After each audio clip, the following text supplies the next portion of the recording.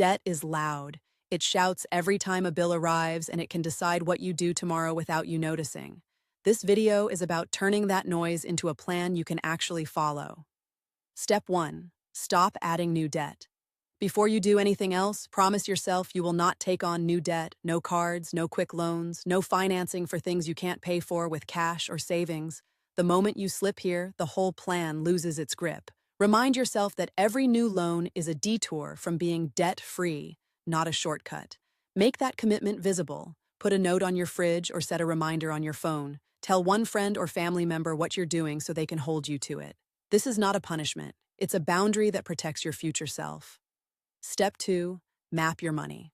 Start with the basics, where your money comes from and where it goes. Gather your bank and card statements from the last 2 to 3 months. Write down every income source and every expense, even the small ones. Turn that map into a budget with a purpose. Give every dollar a job, whether it's debt payment, essentials, or savings. If a line item doesn't serve a clear purpose, ask if you still need it. A clear map makes it harder for money to slip away unnoticed. Step 3. Build a starter emergency fund. Your first goal is not to buy a new car or a vacation fund. It's to have a small safety net that stops you from going into debt when something unexpected happens. Start with a modest target, like $500 or $1,000. Put the money somewhere boring but safe, where you won't touch it for everyday spending. Treat it as a shield you carry in your pocket. When you have this fund, you won't reach for high-interest loans to cover small problems. Step 4. List every debt. Make a simple list of all debts you owe. Note the balance, the minimum payment, the interest rate, and the lender. Don't worry about ranking them yet, just capture the facts. This list is your compass. It shows you what you're fighting and where the biggest risks live. Seeing the numbers in one place often changes how you feel about the plan and about yourself. Step 5. Choose a payoff plan. There are a few common ways to pay debt, and the right choice fits your personality. The avalanche method pays off the highest interest debts first, which saves money over time. The snowball method pays off the smallest debts first, which can build momentum. Pick one you can stick with. If you tend to lose motivation, the snowball might help you feel faster wins. If you hate waste, the avalanche saves more money in the long run. You can switch methods later, but start with one and stay consistent. Step 6. Negotiate rates and terms. Call your lenders and ask for better terms. You can request a lower interest rate, a waived fee, or a temporary payment pause. It sounds small, but it can drop how much you pay over time. Be polite, persistent, and specific. Say you're committed to paying off debt and you're asking for one change to make that possible. If a lender won't budge, ask about a hardship plan or a temporary reduced payment, then plan around the result. Step 7. Cut expenses in a practical way. Look for the big levers first: housing, transportation, food. Then check subscriptions and daily habits that cost more than they seem. Make tiny, repeatable cuts that don't burn you out. For housing, consider if moving to something smaller or cheaper could save you a lot each month. For transportation, decide if you can walk, bike, or combine trips to save gas. For food, plan meals, cook at home, and use a grocery list to avoid impulse buys. Step 8. Increase your income. Debt fights faster when you bring in more money. You don't need a dream job.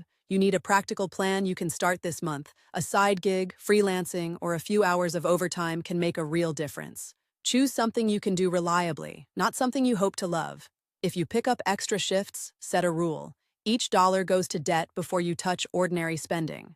The extra income is not for new comforts. It's a weapon against debt. Step 9. Use windfalls and extra money wisely. Any unexpected money, tax refunds, a bonus, a gift, or selling something you don't use should go straight to debt payoff. Treat windfalls as a recharge for your debt plan, not as extra money to spend. Create a rule for windfalls. A portion goes to essential savings, a portion to debt, and a portion to a small treat if your lender is highly predictable. The idea is to reinforce progress and avoid sliding back into old habits. Step 10. Protect your progress. Guard against the old habit of slipping back into debt. Rebuild your emergency fund to cover about 3 to 6 months of expenses as soon as you can. Review your budget monthly, not yearly, so tiny changes don't derail you. Automate what you can. Automate debt payments, automate savings, and set up alerts for overspending.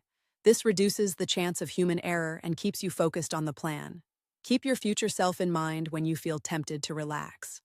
Step 11. Start investing and think long-term debt freedom frees money for other goals, but do not wait forever to begin investing.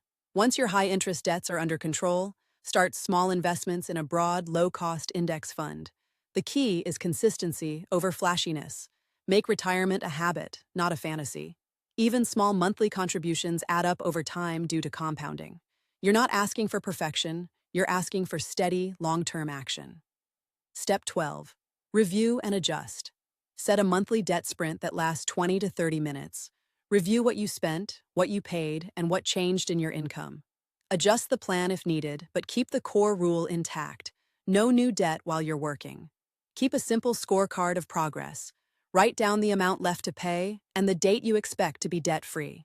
Seeing the numbers improving week by week is fuel for momentum. Step 13. Step 111.